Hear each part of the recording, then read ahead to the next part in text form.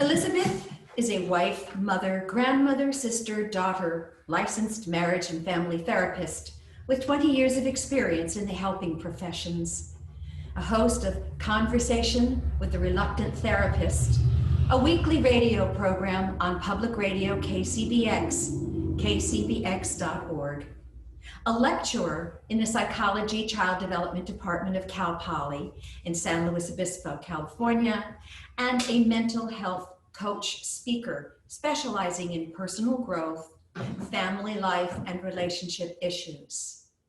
Elizabeth graduated with an MA in counseling psychology from Pacifica Graduate Institute, 1993, with a focus on depth psychology using dream work, the arts, and ancient wisdom to address the struggles experienced in our complex modern lives. Elizabeth interned with the County of San Luis Obispo as a crisis in-home counselor for a child abuse prevention program. During this experience, Elizabeth focused on parenting and communication skills as the keys to individual health and well-being within the family system. This work led to an opportunity to create The Parent Way, 5 Steps to Building a Fabulous Family, a video series and workbook that she wrote and hosted, which has been a recurring segment on the local cable access station and has also been used in various parent training programs. Elizabeth's love for radio and passion for working with those who are struggling with personal and relationship issues, and a growing frustration with the disease medical model of treatment prevalent in the helping professions, led to the creation of her show, The Reluctant Therapist. Elizabeth Barrett.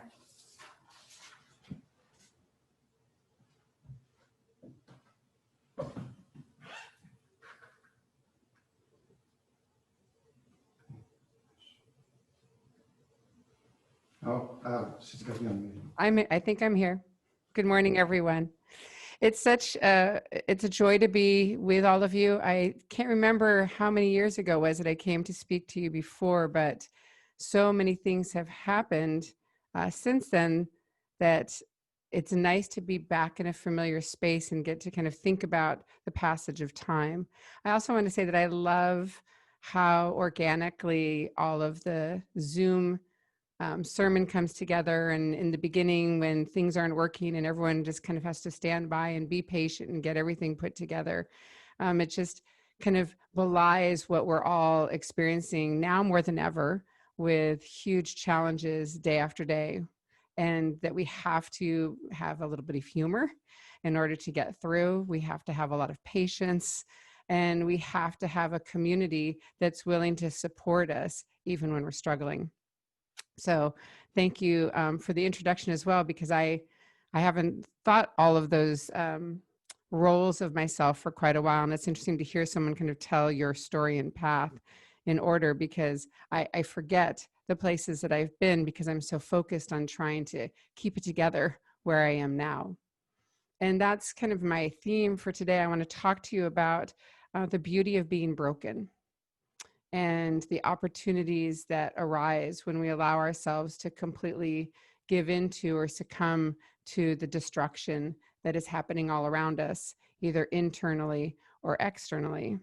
And when I do the show every week, it's interesting because I choose a topic, or I don't choose a topic chooses me. And then all of these things align that kind of build on the idea that I had. And so I've been thinking about this idea of brokenness for quite a while. I actually came upon a little known Hindu goddess probably 5 or 6 years ago. And it's, I hope my pronunciation is correct, Akhilandeshvari, the never not broken goddess. And when I read the story about this goddess, it kind of changed my whole perspective of myself and my life and the things that I do. And it also became kind of the cornerstone of the work that I do, teaching at Cal Poly and also with the radio show, that there is this fantasy we have And I think the older we get, the more we realize that it's a fantasy. But I spend a lot of time with young people, and they come into college with all of these hopes and ideals that if they can just get this really good degree, they've worked very hard, they've gone through high school and gotten straight A's and done their AP work. And the promise was that they would get to the best school that they could get into. And then at this school, they would achieve the education that would give them the opportunity to get that perfect job. And then at some point, they would get there, that they would get to that place where everything aligns and all of the struggles and pain and frustration and fears would be worth it, because now they would be invincible, because now they'd have a Google job where they would have benefits and stability and be able to rent an apartment or buy a home. And we know, many of us know, that there is no there. There is no place that they're getting to. And I think one of the biggest challenges in education is being part of the process that pops the bubble of young people, pops the bubble of their belief that they're going to get someplace and everything will be okay. And that if they can just hold on or just work extra hard or just keep it all together, that they will get to that place when they can finally take a breath, when they can finally relax. And I think one of the challenges of teaching right now, or being a parent, being a grandparent, is that our young people are having their illusions blasted out of them faster than ever before. There would usually be a slow ramp up of discovering that there is no place you get to and things are perfect, that as soon as we get someplace, everything kind of falls out from under us and we rebuild again. But for the young people that I work with, those illusions have disappeared more quickly than probably for any generation for quite a long time. And the challenge is, how do we help them as their mentors or their elders to put themselves back together in a way that is stronger, and to help them find the capacity to move forward when they feel like all of the dreams that they had were for naught? Why did I work so hard to get to this place when once I got there, I didn't feel better? Why did I struggle and suffer with anxiety or depression or, all of the struggles of being a young person if there was no place where I would be forever safe? And so we've seen an increasing epidemic of anxiety and depression and fear and phobias in our young people, especially on campus, to the point where it's hard to keep up with the need. And we are struggling and I'm speaking just from my experience, but on the campus, but also as a culture, with a lot of people not able to function because the stress and pressures and disillusionment is so incredibly overwhelming, they stop functioning. And so part of the work that I do in my classes has shifted.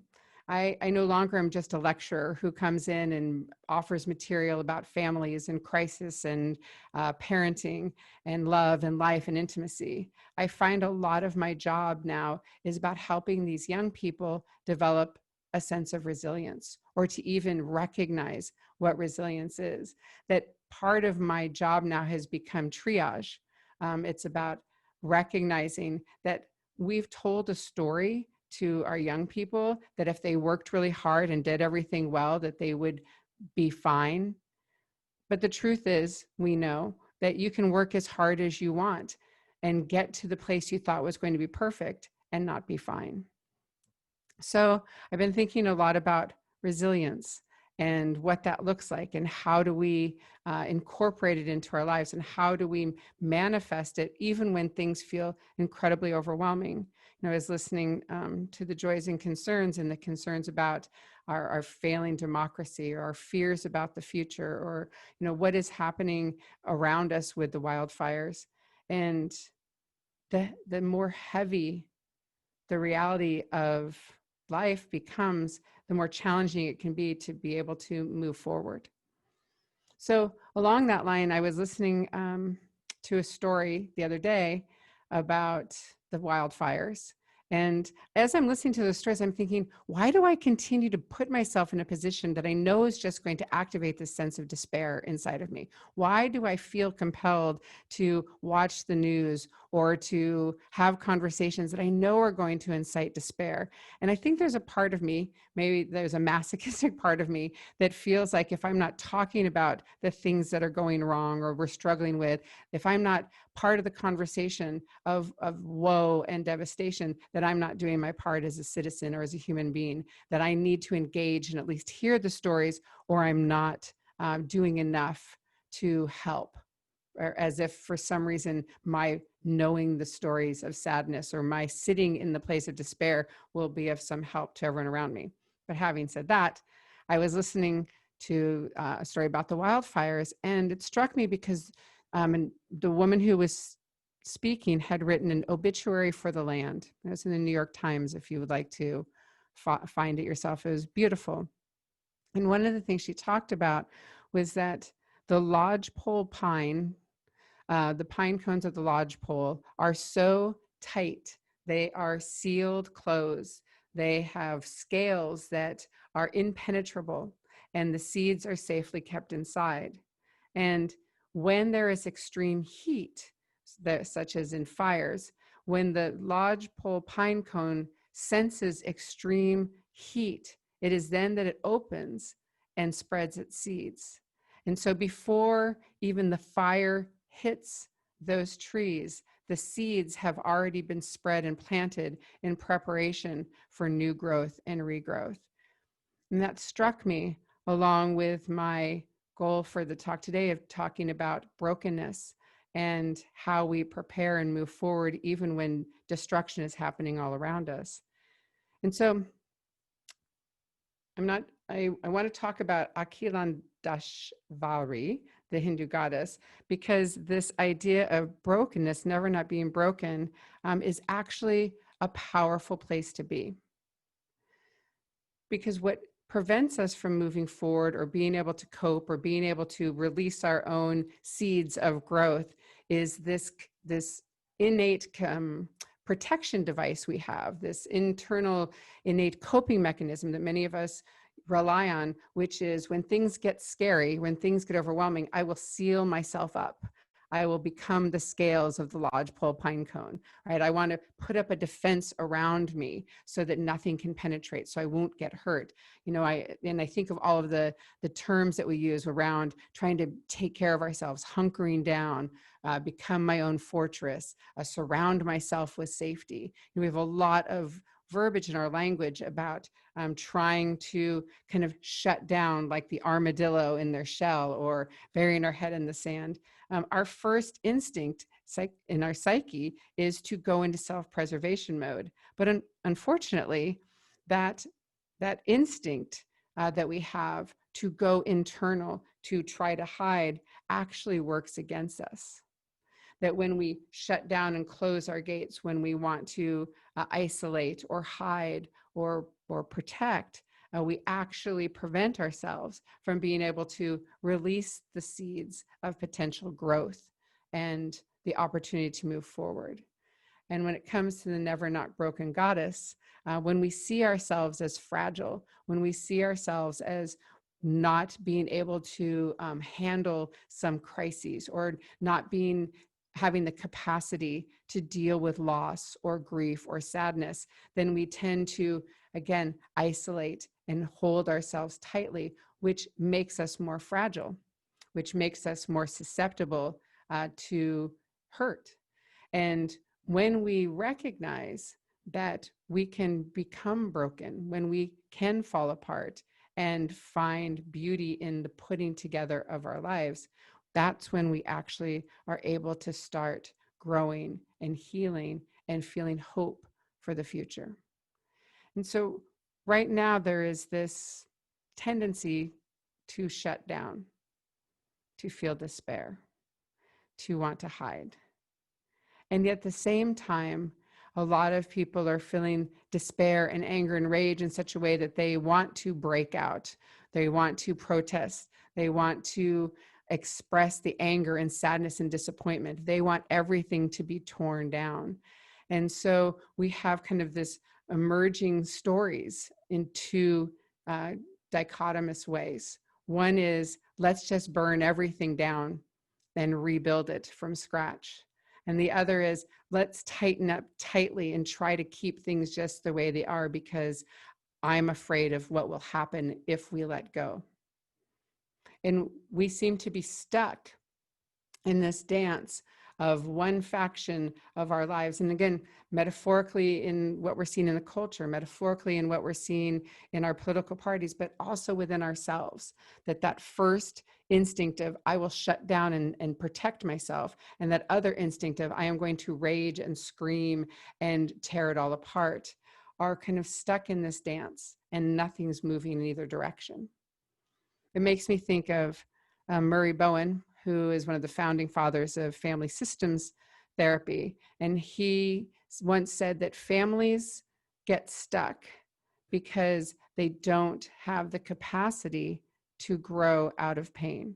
He said, nothing happens in life, no change happens until the pain of staying the same becomes greater than the pain of change. He felt that all change, no matter well-deserved change, change that we hope for, change that will make our lives better, we know it will make it better. No change comes without some sort of pain. Because even when we're moving to a better life, we're leaving a toxic relationship, or we're changing our career, or we're improving our health, all of those changes require letting go of something, or changing something, or doing less of something, or adding more to our lives. It requires us to act and to move forward, and move forward without knowing exactly what the outcome is going to be. Moving forward with some sort of faith that we're going to get somewhere, but I don't know where. And I'm not sure what I'll look like or who I'll be when I get there, but I have to move. And so we are stuck in this place of not quite knowing where we're going or how to get there, but knowing that we can no longer stay in this place that we are without seizing up, becoming stagnant, and getting stuck. And so this visual of our lives never not being broken is about action and movement and taking steps to trust that if we fall apart, it's just an opportunity to rebuild. If we fall apart, it's just an opportunity to reform ourselves in a stronger way. And I love the imagery that was used today for my talk with the kintsugi pottery, which is a Japanese bowl, the tradition of taking broken pieces of pottery and then fixing them or putting them back together with gold, so that you're actually highlighting the cracks, you're highlighting the ways that the pottery is broken, and then in the repairing it with gold and silver, these stronger metals, these stronger elements, you make the pottery beautiful, shiny. You look at and highlight the ways that it's defective or broken, but it's also stronger. It's also more able to withstand whatever burdens or tasks come its way. And that's all of us. That's the essence of resilience, that every single one of us, in every iteration of our brokenness, when our lives fall apart or we feel despair, when we've been able to move forward and rebuild our lives, we come back together with gold and silver holding us together, with stronger elements, with wisdom and with experience and with confidence that we can move forward, that we can survive. And so at the heart of resilience, and that's where I'm going to kind of pull it all together, is the art of resilience is our ability to bounce back in times of crisis or despair or loss or trauma. And the more resilient we are, we can tell how resilient we are by how quickly we're able to bounce back during tragedy. And each time we experience some sort of loss, we develop the skills to be able to bounce back more quickly. So at the heart of resilience is the belief in ourself, in oneself, a belief that we are part of something larger than this one life, that this one experience. And resilient people, all of us have resilience in us. But some of us have a more natural capacity to be resilient, and others need to develop the skills. But resilient people are not defined by adversity or by their success. Actually, resilience is defined by the ability to find strength and satisfaction in moving forward, in recognizing that pain and pleasure are transitory states. That research shows that actually those things that we most want in the world, that we are most excited to get, those goals that we work the hardest for, like my students working so hard to get the degree and get that big job, that pleasure never lasts as long as we hope it will. Getting to that place of our dream life never lasts as long as we hope it will. And then we find ourselves having to move and work towards another goal. But conversely, that pain that we dread, that loss and destruction that we fear, that complete devastation that we are trying to avoid also never lasts as long as we think it will. That our grief and our joy are transitory and never last as long as we think they will. And the only time they last longer is when we close up and refuse to allow ourselves to move forward. Our belief in the potential of another new day, our belief in the capacity of our psyche to grow and to persevere through darkness is part of the superpower of the goddess never not broken. Resilience can be cultivated and learned, but it requires preparing emotionally for emergencies, building the capacity and the coping skills in anticipation of the emergencies that we all will experience, accepting what is and adapting to the new reality. And boy, hasn't that been the biggest lesson of being on Zoom sermons and teaching from home or being in isolation, is that we have to learn to adapt to what is and not rail against what is happening and holding on and waiting for some return to normalcy. Because part of the idea of never not being broken is that we never go back to who we were or what we were after a crisis has passed. We are forever broken, but we are back together in different ways. And so part of the key to resilience is to be able to say, I'm not happy this is the way it is. I may not want to be in this space the way things are, but it is the way it is. And now my work is to start to rejoin my life with the gold, with the silver, and start to adapt to what my life will be next.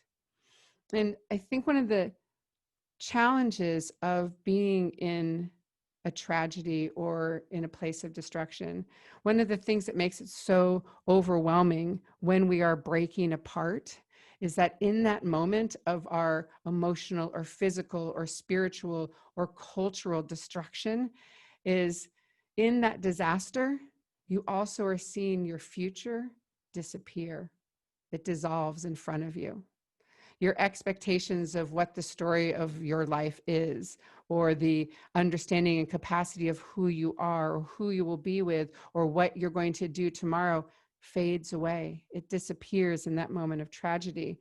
And when the future disappears, we feel disoriented, disjointed, dizzy. We feel off balance. Our homeostasis is lost. And that is the moment that our resilience skills start to kick in. That spinning, confusion, that sense of brokenness is movement. It is the movement of our psyche starting to recalibrate. If we can look at the disorientation that we feel, or the dizziness or the confusion as action, as us moving to that new balance, we have to have that spinning feeling of being out of control to know that we are moving forward, because the converse to that spinning disorientation or feeling out of control is numb, is to go numb, is to shut down, is to try to tighten ourselves under the scales of our habitat, our safe space. The feeling of anger, the feeling of fear, the feeling of when will this all end? That's movement. That's the superpower. That's your ability to start seeing things with another prism. And of course, I'm not encouraging you to go outside and start spinning around and start to feel dizzy, but children love feeling off balance. You ever watch toddlers and young children? They love to play games where they spin around and are off balance and then flop to the ground. Why? What is it about that feeling of out of control spinning that's so joyful? And it's because they trust that at some point they'll feel balanced again, but they love that feeling of uncertainty, of what's going to be next, of moving and moving and moving. I am never not broken. This means that I am always healing. This means that I am building strength and faith and power beyond who I was before.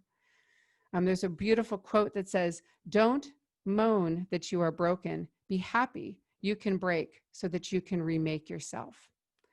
And so in my final moments, I want to give you some of those tools of resilience. What are those capacities that you have inside of you that you can tune into and tap into to help prepare you to move forward and to give you the gold that will pull you together as you move forward? Resilient people keep good company. So here you are. The number one thing about resilient people is they have community. They have a support system of social connections that gives them a sense of grounding. Resilient people cultivate self-awareness. They listen to tough subjects. They grapple with tough concepts. They sit in dissonance and discomfort and welcome that discomfort as a way of growing and learning. Resilient people practice acceptance of what is. Resilient people are willing to sit in silence and not fear what comes up without fearing their thoughts. Resilient people sit in the silence and allow new to come their way. Resilient people have a menu of self-care habits. And if I know anything of my UU friends, they are self-care people. So all of you, I'm sure, have self-care habits, from drinking water to going on walks, getting good sleep, eating nutritious food, doing some yoga, taking your dog for a walk. That's our self-care menu. And even when the world is destroyed, where we just feel like ash, if we do one of those things on our self-care list each day, it's movement, it's action, it's a band of strength we're rebuilding. The last couple of things in resilient people is they enlist a team to help them move forward. They consider their possibilities and they get out of their head and work with their body. They do creative things. They make things. They build things. They are the actual object of change in how they recreate. The other things to think about is that resilient people have great senses of humor. They're able to laugh even in the darkest of times, even in the most macabre of situations, even as our democracy is falling apart and the fires tend to burn all of the air out of our system. There is humor in everything that is happening. And if we can tap in and laugh at that, it builds our resolve. It builds our resilience. Resilient people are action-oriented and they're able to adapt. They have great optimism and they have faith. And so all of you, today, I encourage you to break something. Drop it on the ground. Let it crack. Let it completely demolish in front of you at your feet. And if you'd like, throw it down really hard so when it breaks, it truly breaks. And then either put it together or sweep it up and move forward. Thank you.